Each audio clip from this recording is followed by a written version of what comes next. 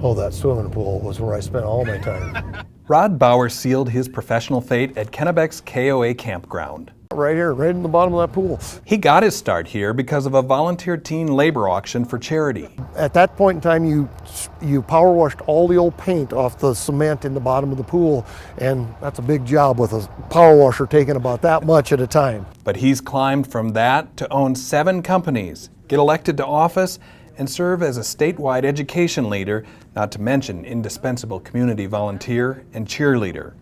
Still, he's never far from that 14-year-old working 7 days a week, 14 hours a day. Long days. How he handled that first job You need to be to work on time, you need to do your job. impressed owners Lloyd and Dolores Johnstone, who also happened to own Kennebec Telephone Company.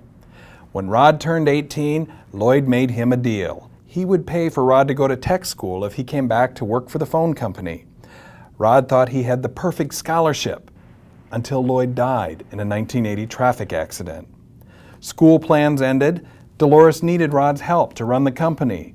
But in 1998, she sold Kennebec Telephone to Rod and his wife Donna. The Bowars remain as the only resident family-owned telephone company left in South Dakota, offering phone, data, and digital television services to 700 customers, largely in Lyman County.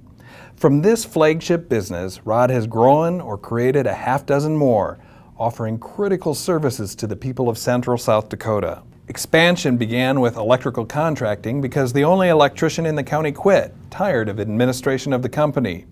Rod hired him and 3 others and started PowerCom. That started a pattern. Yeah, I bought this from DJ Mertens. The local mechanic's retirement meant Rod needed to buy Charlie's Welding and Auto. We have a lot of vehicles, and we had to travel to get them repaired.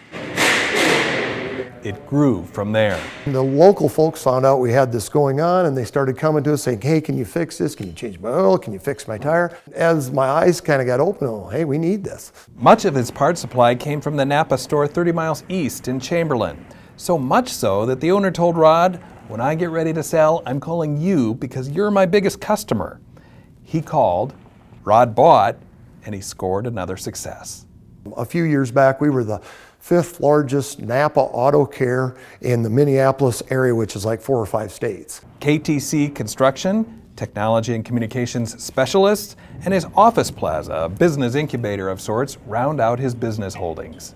Good opportunities? Yeah, I think every one of them has. But here's where the story turns. For most, running more than a half dozen critical businesses in a town of 261 people, a county of just 3,900 would be enough. Not for Rod. I'd like to see it a better place.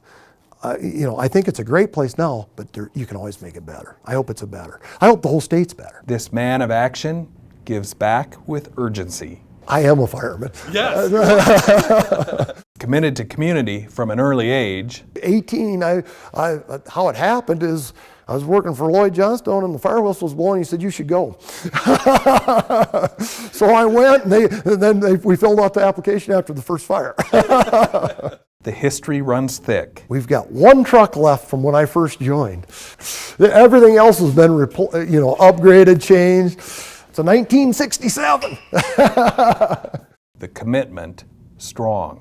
So how does a guy with 7, maybe more businesses have the time to do this? You make the time. This gets a high priority in my world, and always has.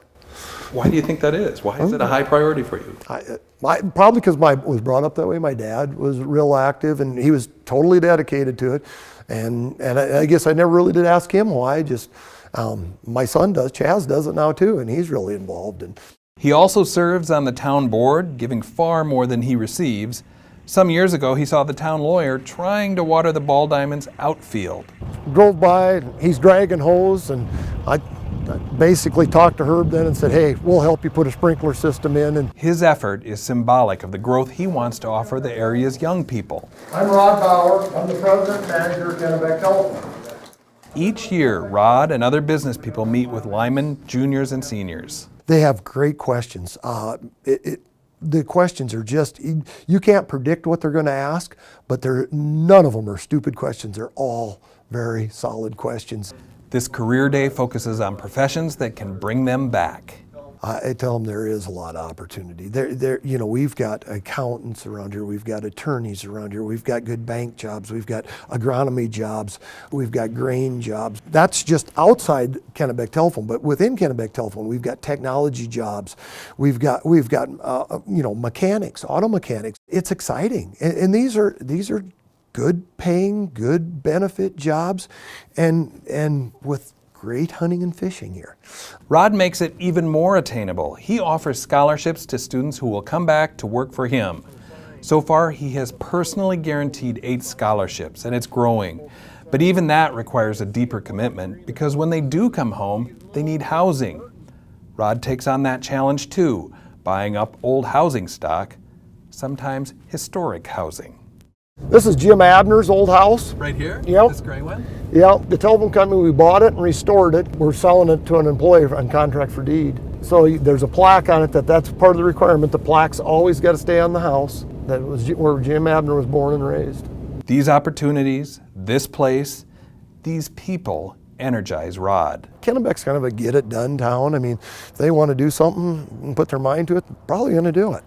Well, people in Kennebec would tell me that's because of you getting it done. It's all the people. It's not me. Now on the Governor's Board of Tech Education, Rod carries the same passion to stop the statewide exportation of students. I get wound up when I start talking about this, but there's so many opportunities. This man who so easily sees opportunity and does everything in his power to create it, finds his drive in one ambition unfulfilled. Part of what maybe drives me is I get a little bit of a chip on my shoulder because I didn't go to school. I've always felt I got to get up earlier than everybody else, and I got to work longer than everybody else because they've got an edge. Well, how do you make that up? And don't get me wrong, I don't regret anything that I've done. I'm very happy with what I've done, proud of what I've done.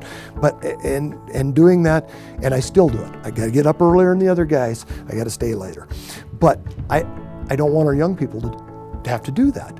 Let's make it easier. Let's go to tech school. That's when I talk to them. That's what I tell them. You can do it the way I did it. I think you can succeed, but be prepared. This is what you go through. Get the education. Do it the easy way.